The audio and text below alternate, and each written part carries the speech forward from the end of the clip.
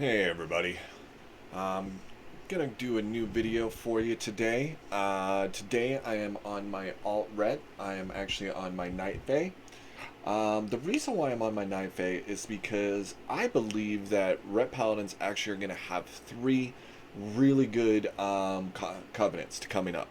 Night Fae is very, very, very underrated in my opinion, and the reason why is because it has its blessings. It doesn't have this oomph or flashiness to it, but when you dig deeper into it, which we're going to go into, is that I'm going to show you that Night Fae Ret is actually pretty beastly. All right, my guys, let's go and get into it. All right, guys. So here we go. Here is what Night Fae kind of gives you. Gives you your blessings. They are on a 40-second cooldown with a 30-second uptime, so you're about 15 seconds without it.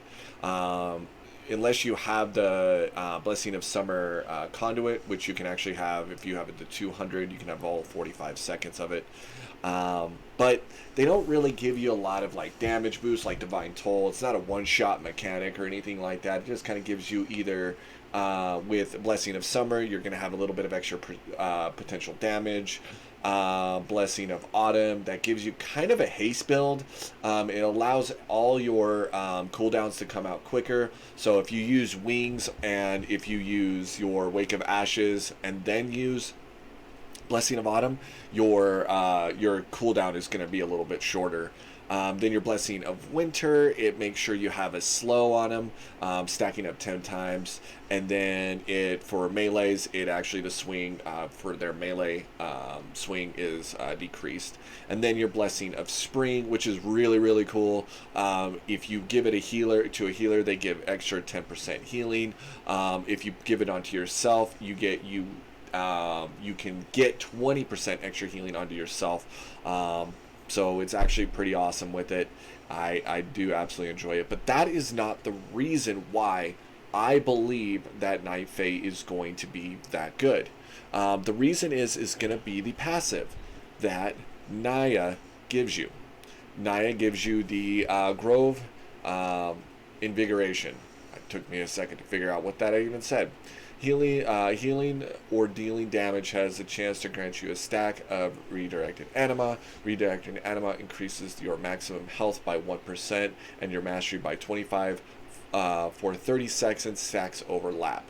Blessings of Seasons grant you 6 stacks of redirected anima.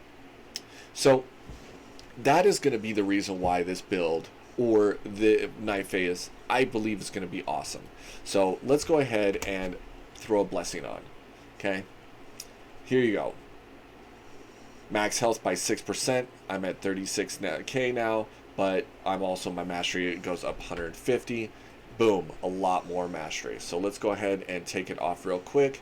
So 7% extra mastery.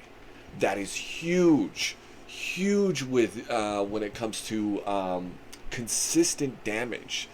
And guess what do we have here that gives a little bit more mastery? Boom, Seraphim. 13% extra mastery.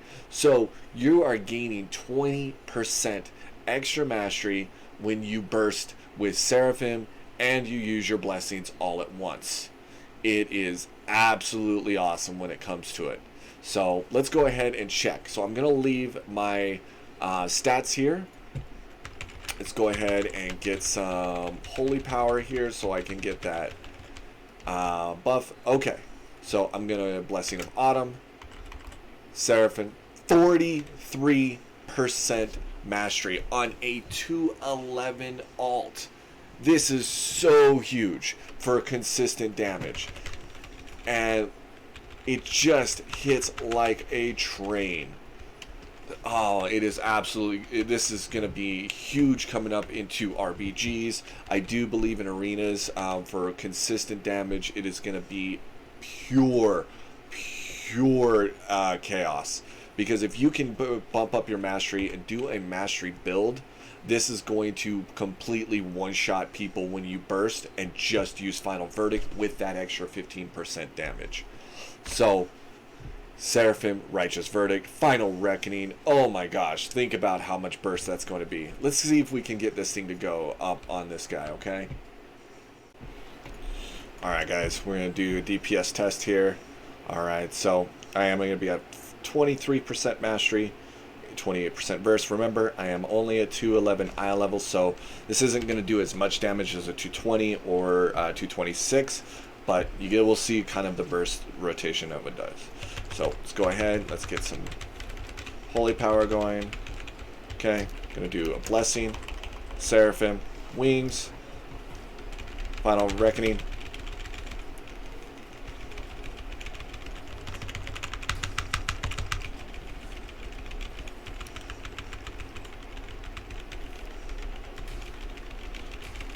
There we go, there's some crits there. Alright, awesome. Not bad. Okay, so we're looking at about 12 non-crit, 12.5 non-crits with 10k crit towards the end. Not so bad.